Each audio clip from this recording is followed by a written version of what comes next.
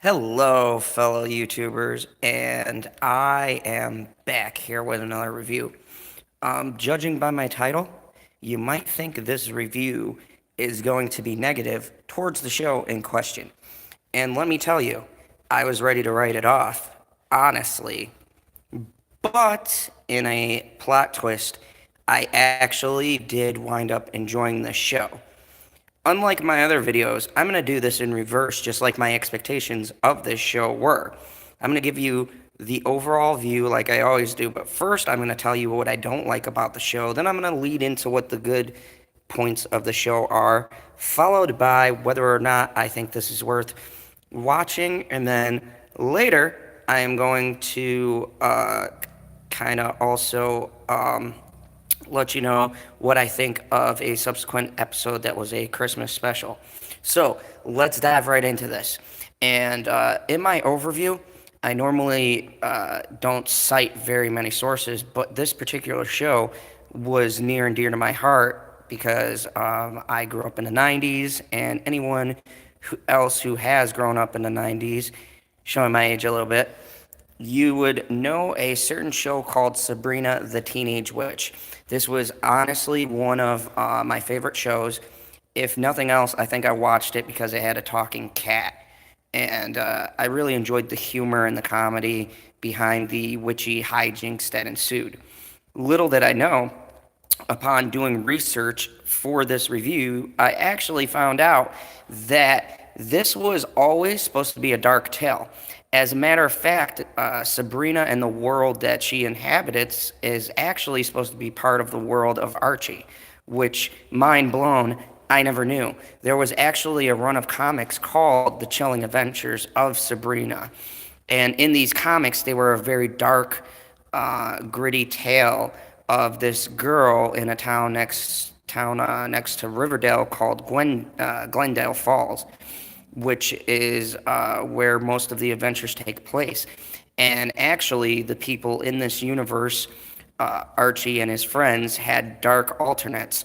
There's Veronica and Betty, and they're both witches in this story, or they get the ability to do witchcraft and other things. This comic book, I read some issues as a way to further my research, and I found out it is actually quite gory, dark, and not very much children material, which is surprising because this universe that it's in and the Archie comics in general have had mostly family friendly comics. So this comic is very much out of the box from what the usual Archie fanfare is. So, just a little bit of interesting history to go along with this show. So, coming into this show, I hadn't done my research or read the comics, and I was expecting to see the good old 90s fun, or at least a darker tone to what I remember. And was I way off? The premise of the show is that Sabrina is a teenage girl. She's about 17, and on her 18th birthday, there's a rite of passage for all witches where they sign a book, essentially giving their soul over to the devil, and in return, they gain immense power. And this pact was made hundreds of years ago after the Salem witch trials to protect the witches. Through the years and the centuries, this tradition has been muddled with different hierarchies changing and agendas changing, thus forcing this community to become corrupt. Now, that's a general overview. The rest of the story has mainstream storylines and things that intersect with it, which are just far too many little plot lines for me to put them all in this review. But there is a lot here. Um, Let me get to my cons first because I want to get this out of the way. At the top of my review and on my title, I said The Chilling Adventures of Sabrina, a Feminist Witch, which that's what this feels like when you watch the first three episodes. It is very, very heavy agenda driven storylines. Uh, Very much makes male characters look domineering, and abusive to their female counterparts, with the female counterparts fighting to find their identity and, I guess, beat the male hierarchy. And I gotta say that the first couple of episodes, if you add the pacing, which is slow, on top of this constant barrage of all males are evil feminist vibe that you get from the first few hours, you kind of get jaded. And that's where I was. Honestly, someone asked me to review this, so I was going to stop after the third episode. I had just had my quota of this female are good, guys are bad kind of view. And don't get me wrong, I grew up in a time period of a couple of movements, and I think that one of my favorite shows was Buffy, and that was very female empowering. And the way Josh Whedon writes, he writes his female characters very smart, and he doesn't throw it in your face. He more uses their arcs as growth for the character, and you get to see how they mature into the roles that they have, whether it's empowering a movement or in Buffy's case, becoming a vampire, dealing with high school, dealing with growing up, dealing with being in love. These were all written very well. Sabrina's problem, I feel, in the beginning, is that the writers had no clue what kind of show they were making and where they wanted to pace it. This, however, to my great satisfaction, is only a minor issue. The first 3 hours are hard to get through, and this show is literally an hour even. Some episodes running into an hour and a minute. So, I mean, it's a long show. There's 10 episodes, 10 hours. I mean, I spent 2 days breaking the episodes up 5 apiece. But when I got to that 5th episode mark was when I was really pulled in. I hope that in its next season, having gotten pacing issues out of the way, they'll finally get to the good stuff. But the other negative here is the abundance of satanic rituals and witchcraft that's brought up into the show. Now, when I was watching this, due to some religious beliefs I have, I found myself clashing with some of the story elements. However, once again, the show really turned my expectations around with the fact of what it was trying to say. From the outside looking in, when you come into the first few episodes, it would appear that this show is glorifying the satanic aspects of the show. And as you get in, you start to see the negative effects that their beliefs have. And it's really intriguing because the writers then take it into a place where a lot of the people who have a strong belief in this quite evil religion start to question their beliefs when certain events happen. And it flips from them being so into worshiping essentially the devil into questioning why they're doing what they do. And Sabrina is, in a ways, not a protagonist, but more of an anti-hero in the fact that she's half human and half mortal. And her human side, which they mention, she was baptized and everything by her mother. So her mother was obviously the one with the strong faith, and her father was into this witch thing. And you come to find out that later, her father had been devising a way to get himself out of this pact he had made, essentially with the devil years ago. And that he had put his own child up as collateral, and then after she was born and they had been her parents and they grown to love her, he had realized his mistakes and tried to fix them too late. And then it becomes a battle for her soul and what side she's going to choose, which I find very compelling because, in a sense, that's a battle that we all face every day.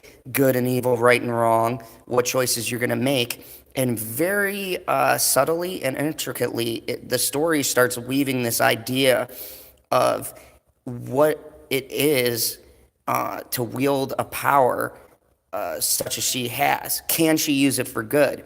Does it matter where the power comes from, or is it how you use it? And these become all very, very important questions as you get to the latter half of the season.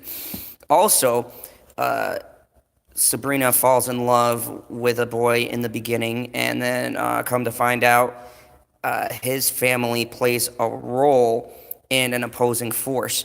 And I don't want to give anything away because this isn't spoilers, but it's then intriguing to see their dynamic as a couple because they're on the opposite ends of this battle that's been raged in their families. And it's a lot to do with, are you tied to your family?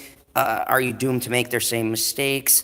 As kids, can we be better than our parents were? And once you dig deep into what the core of the show is about, it actually throws out a lot of philosophical things, and it has the clunky feminist views. Now, when I first said this, I didn't realize that this was not set in our time. It has a sort of 80s vibe, maybe, kind of like what Stranger Things does, but a little less in your face about it. Stranger Things makes references that we understand from the 80s or the 70s that let you know what time period that it's set in. And I think there's even a date. This one you kind of have to guess, but when you look at their clothing and the way people are dressed, you can kind of pick out this isn't meant to be set in our time.